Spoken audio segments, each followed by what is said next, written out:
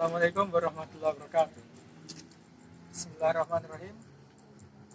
Di video ini saya akan menjelaskan tentang perkembangan ilmu fikih.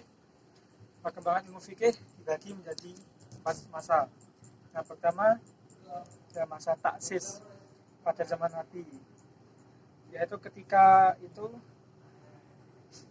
ilmu fikih berasal dari Al-Quran dan hadis, yaitu di masa ijtihad. Di masa ini banyak tumbuh ulama-ulama terkenal, ulama ahli fikih terkenal seperti Imam Syafi'i, Imam Hanafi, dan lain-lain.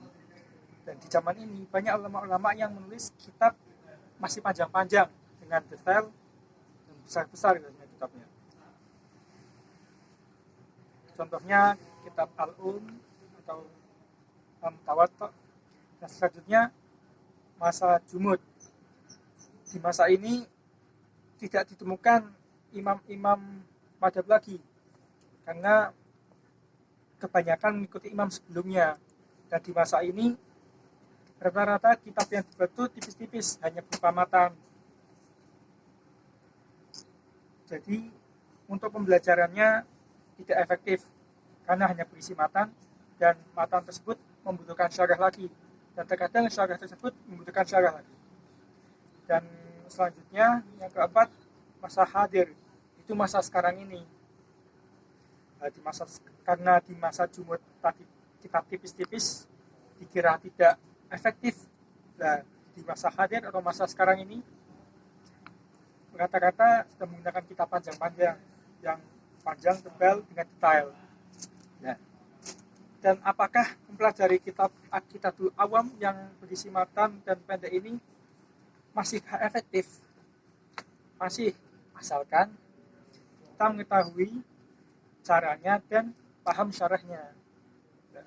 Dan di sini saya akan menjelaskan beberapa bait dari kitab Aqidatul Awam. Pertama dari sampulnya, di sini tertulis Aqidatul Awam, akidah-akidah tentang ilmu fikih untuk orang awam. Di sini kitab ini ditulis oleh Toiletnya bisa dipakai nggak? Aduh. belum bisa mas. Yang pertama sampulnya ini terdapat tulisan Aqidatul Awam, akidah untuk fikih untuk orang awam. Selanjutnya kitab ini ditulis oleh Syekh Ahmad Marzuki. Dan langsung saja masuk bait pertama. Bismillahirrahmanirrahim. Abda'u bismillahirrahmanirrahim wa birrahimin da'imin ihsan. Abda'u, saya memulai. Saya di sini dimaksud oleh saya di sini maksudnya itu sang penulis kitab, yakni Imam Ahmad Marzuki. Bismillahirrahmanirrahim, dengan menyebut nama Allah yang Maha Pengasih, Rahimi, dan Maha Penyayang. Di sini Ar-Rahman dan Ar-Rahim itu secara itu artinya berbeda ya. Ar-Rahim ini pengasih hanya untuk seluruh umat, untuk seluruh makhluk Allah. Sedangkan Ar-Rahim hanya untuk orang-orang yang beriman. Selanjutnya Daimil Ihsani.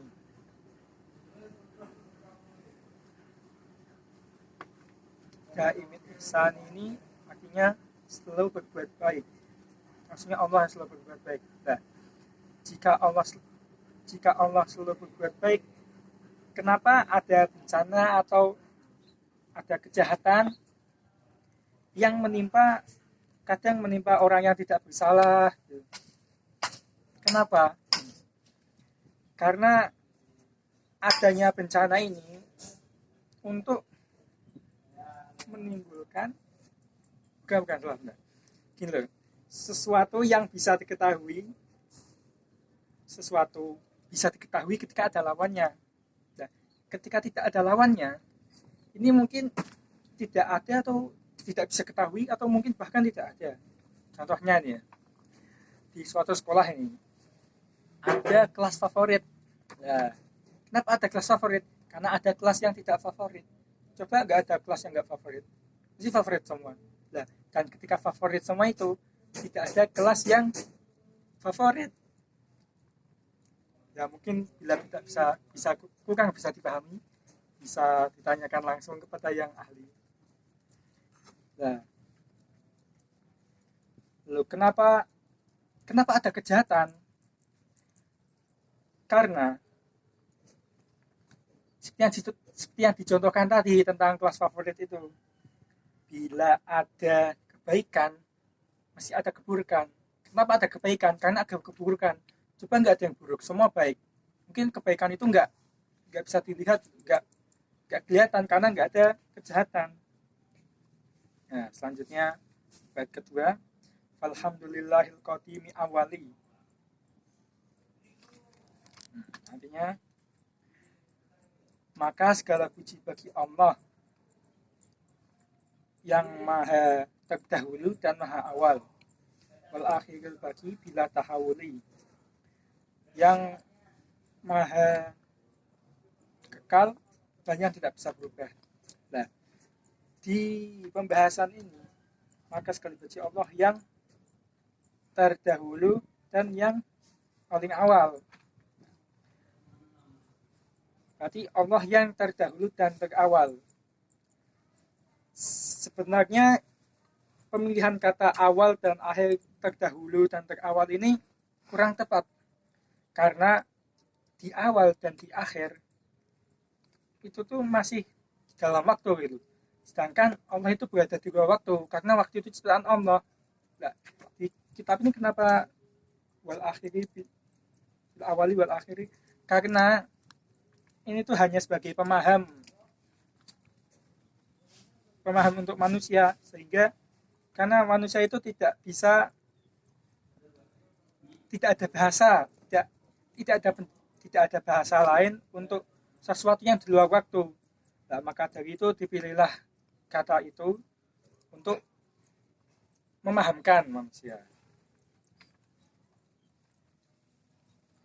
Nah, mungkin sekian yang bisa saya sampaikan. Maaf apabila kesalahan. Wassalamualaikum warahmatullahi wabarakatuh.